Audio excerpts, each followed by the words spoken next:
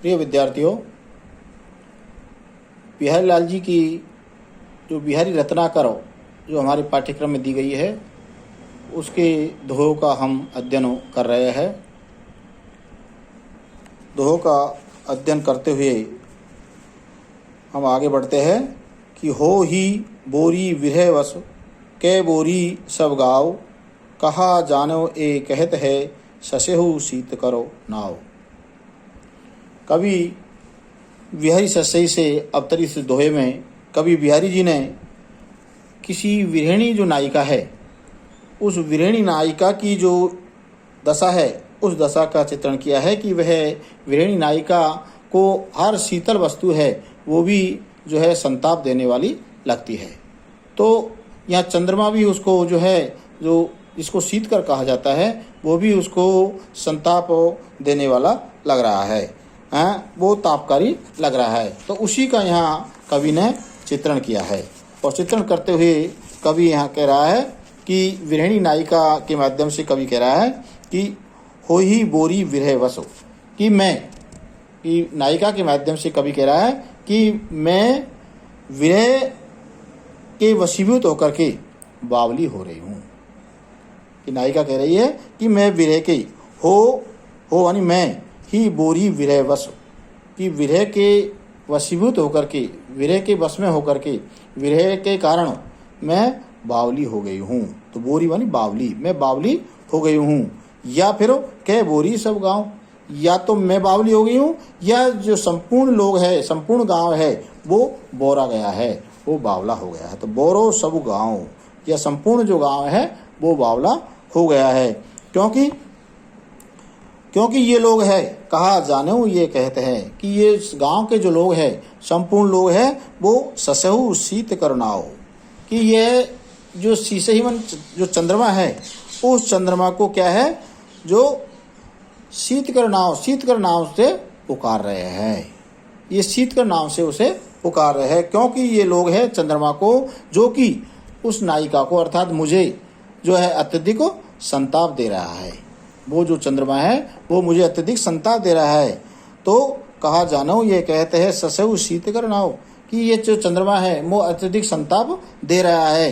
तो इसको लोग क्या है शीतकर मानी जो है शीतल किरण देने वाला नाम से पुकार रहे हैं।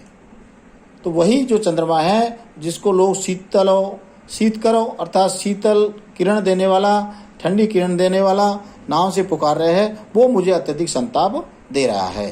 तो या तो मैं विरह के कारण विरह के बस में होकर के मैं बावली हो गई हूँ या ये गांव वाले बावले हो गए हैं। तो विरहिणी नायिका ने यहाँ चंद्रमा को भी संताप देने वाला बताया है क्योंकि वह उसके विरह में उसकी स्थिति ऐसी हो गई है कि हर वस्तु है उसे संताप देने वाली पीड़ा पहुंचाने वाली लग रही है।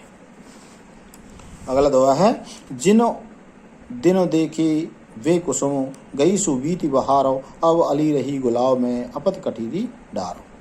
तो कवि बिहारी जी ने इस दोहे में एक नायक की जो मनोदशा है उस मनोदशा का यहाँ चित्रण किया है और वह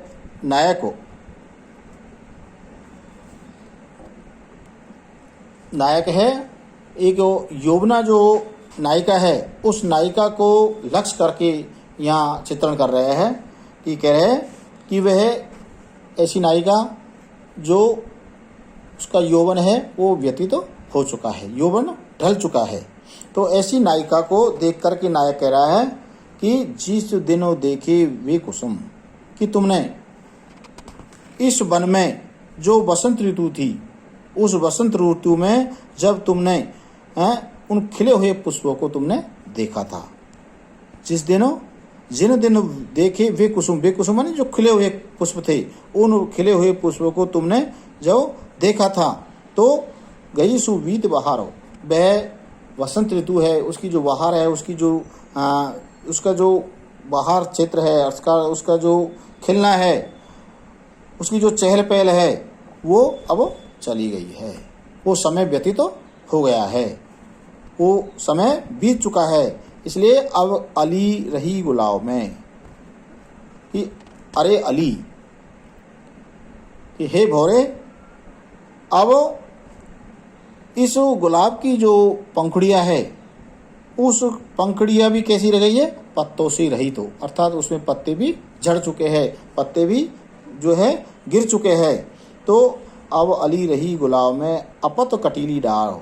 अपत का मतलब होता है पत्र रहित, अर्थात जिसमें पत्ते भी नहीं है, पत्ते जिसके गिर चुके हैं, और पत्ते गिर के अब क्या उसमें क्या है? कटीली डार हो, कटीली शाखाएं मात्र रह गई है। जो कांटों से युक्त तो कंटक पूर्ण जो डालियां है, वो डालियां शेष रह गई है। तो अब उसकी जो वसंत ऋतु की जो बाहर है, वसंत ऋतु की जो चहल पहल है, जो खिलते रहते थे, वो समय व्यतीत हो गया है। तो अन्योक्ति के माध्यम से कवि यहाँ वर्णन कर रहे हैं कि पहले पूर्व में जो नायिका का जो शरीर है वो पूर्णतः यौवन से भरा हुआ था, जो लावण्य से भरा हुआ था, लेकिन अब क्या है? वो समय व्यतीत हो गया है। तो जिस दिन देखे वे कुसुम गई सुबीति बहार हो। तो यहाँ कुसुम का जो भाव लिया गया है, वो नायिका के जो अंग है पर जो उभार आ रहा था, जो लावण्य दिखाई दे रहा था, उसको यहाँ कुसुम का रूप दिया गया है। और गई सुबीति बहार हो, और वो बहार जो है वो यौवन का रूप है।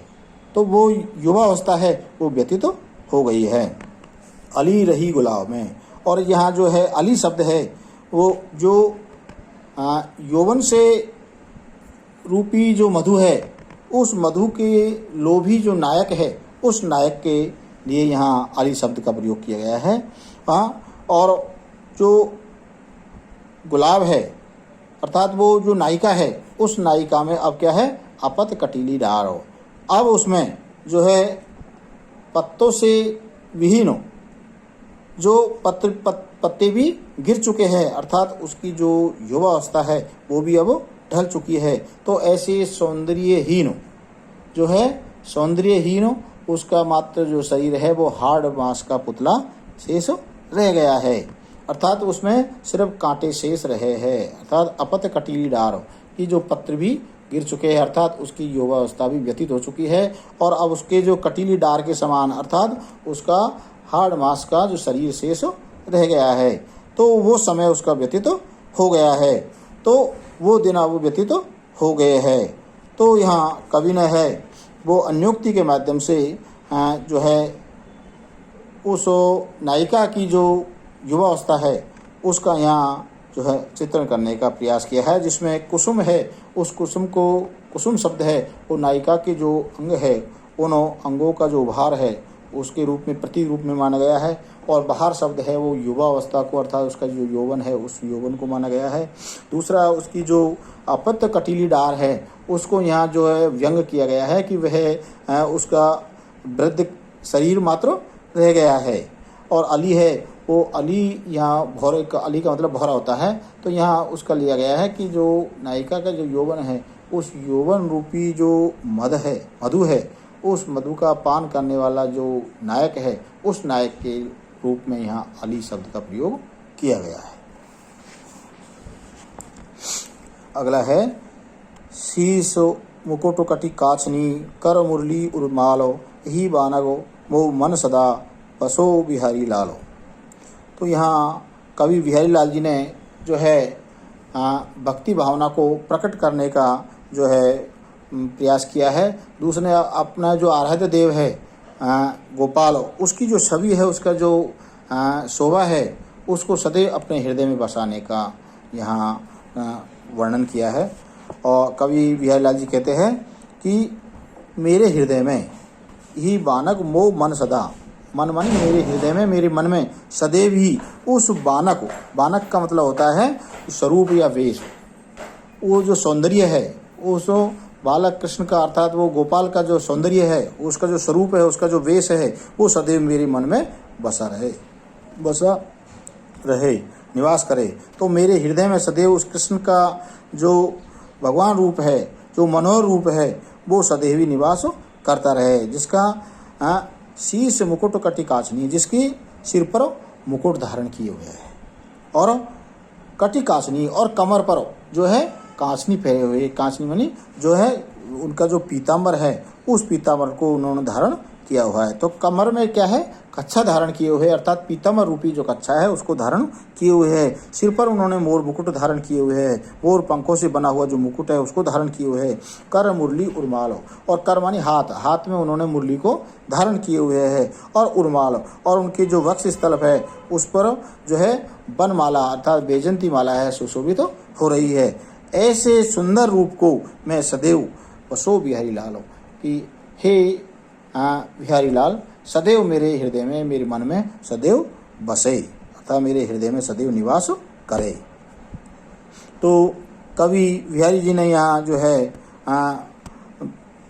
श्रृंगार का जो भाव है उस श्रृंगार पक्ष को जो है यहाँ चित्रण किया है, और जो है कृष्ण को अपना आराध्य रूप मान करके सदैव अपने हृदय में बसने का यहाँ चित्रण किया है, कि सदैव वो मेरे हृदय में, उनकी जो छवि है, उनकी जो शोभा है, उनकी जो सौंदर्यता है वो सदैव मेरे हृदय में बसी रहे।